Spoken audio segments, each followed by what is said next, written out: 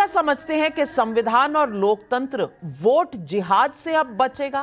क्या ये जो पार्टियां अब पहले एक फेक वीडियो कांट छांट एआई लगाकर जो वीडियो चला रही थी कि भाई आरक्षण खत्म हो जाएगा, अपने आरक्षण खत्म करने पर जो जवाब नहीं दे पा रहे थे, क्या अब ये वोट जिहाद से ये चुनाव जीतेंगे? क्या ये संविधान के अनुकूल है? संविधान में ऐसा कहा गया है?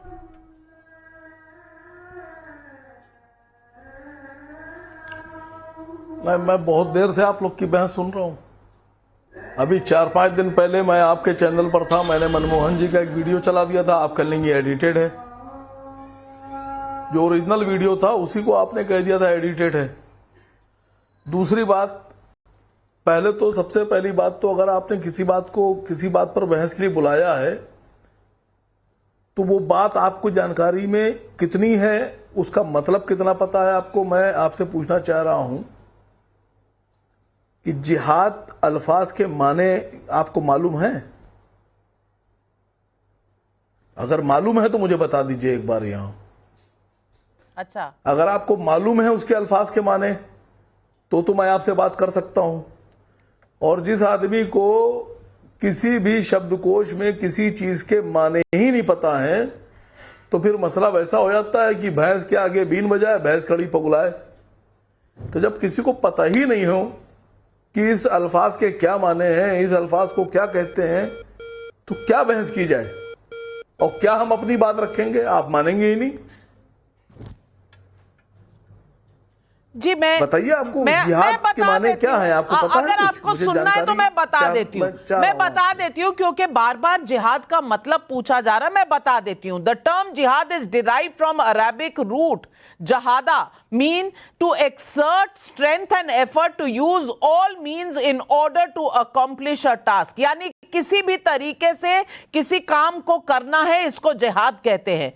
और इसके एक्सपेंडेड सेंस में fighting the enemies of Islam, यानी इस्लाम के दुश्मनों के साथ लड़ना जिहाद कहलाता है। ये टॉप मोस्ट मीनिंग दिया है। गूगल सर्च की बात हमारे भाई लाड़ी साहब कर रहे थे। गूगल सर्च में सबसे ऊपर यही मतलब लिखा गया है। अब आप मेरी परीक्षा अगर ले चुके हो तो अपनी बात सईद असीम वकार देश के दर्शकों को बताइए, क्योंकि भैंस के आगे कौन बीन बजा रहा है आज ये तय होना चाहिए। असीम वकार साहब। नहीं, बिल्कुल तय होना चाहिए।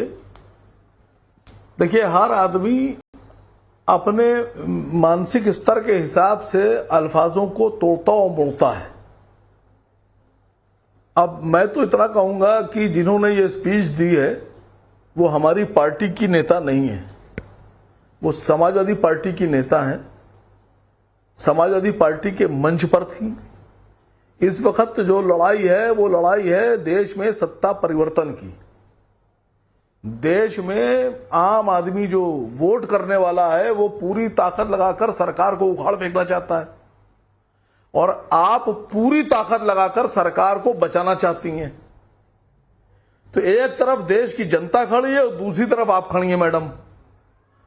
लड़ाई जो है वो आपके और जनता के बीच में है।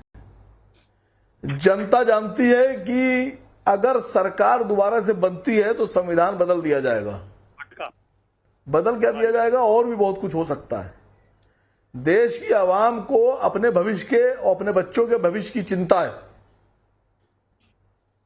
जो 85 करोड़ आदमी फकीर हो गया, जिसको राशन दिया जा रहा है, बेचारे को राशन ना दिया है तो खाना नहीं मिलेगा उसको, वो अपने वजूद की लड़ाई लड़ रहा है और आप अपने वजूद की लड़ाई लड़ रही हैं।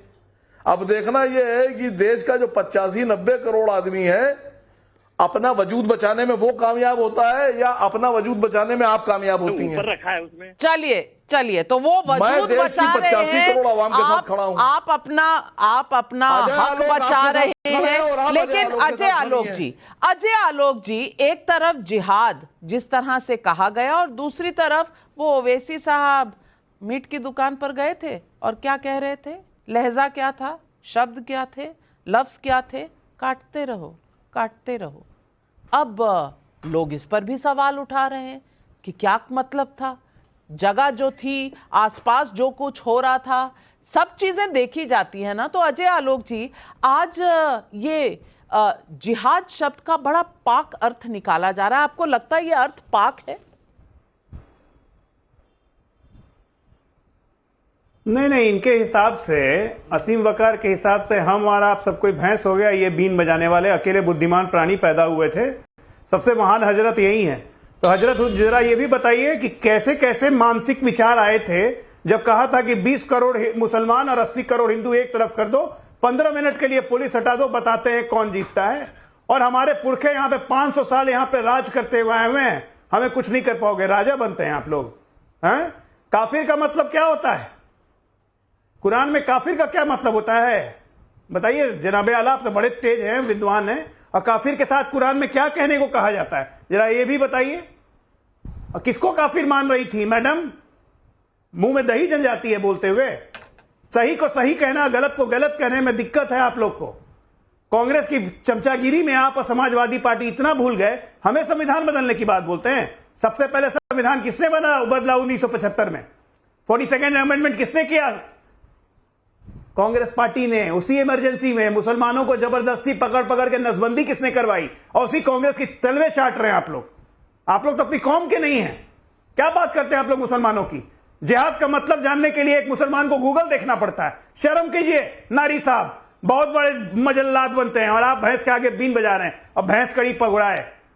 शर्म कीजिए अपने आप पे। सही को सही और गलत को गलत बोलने की हिम्मत रखिए। सबसे जवाब ले रही हूं। असीम वकार साहब पहले हाथ खड़ा मुसलमान है, जानते हैं इस्लाम को। इस्लाम नहीं सिखाता नफरत करना। 45 सेकंड में अपना जवाब दीजिए। लाड़ी साहब आ रही हैं। देखिए, आज से 1400 देखिए ये बहस का विषय है ही नहीं, लेकिन फिर भी अगर आपने पूछ लिया है तो 1400 साल पहले जब इस्लाम आया और कुरान अल्लाह की तरफ से भेजा गया, तो जहां पर कुरान आया और जहां इस्लाम आया वहां हिंदू नहीं थे। और हिंदुस्तान में, भारत में इस्लाम नहीं आया। तो जहां इस्लाम आया, जहां कुरान आया, वहां अजय आलोक जी ना आप थे ना आपके फोर फादर थे। तो ये कन्फर्म हो गया है कि जो काफिर का जिक्र है वो हिंदुओं के लिए तो नहीं है, क्योंकि आप वहां थे ही नहीं जब वहां इस्लाम आया। लेकिन फिर भी मैं कह रहा हूं ये विषय नहीं है। हिंदुस्तान की कई किताबों में मुसलमानों को लिखा गया है मलेच्छ, मलेच्छ लिखा गया है। क्यों लिखा आपने मलेच्छ? बता दीजिए। आपने तो मलेच्छ हमको तब लिखा जब हम यहां आए, जब इस्लाम हिंदुस्तान में आ गया। और आप एक भी सबूत नहीं दे पाइएगा कि जहां कुरान नाजिल हुआ, जहां पर अल्लाह ने कुरान उतारा, जहां पैगंबर आए, वहां आप और आपकी पुश्तों में तो कोई नहीं था।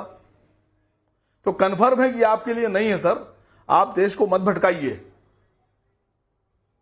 काफिर का मतलब होता है कुफ्र करने वाला जो ईश्वर को ना माने। ईश्वर समझते हैं ना, गॉड, गॉड समझते हैं ना, तो वोट अल्लाह। जिहाद का मतलब समझा दीजिए।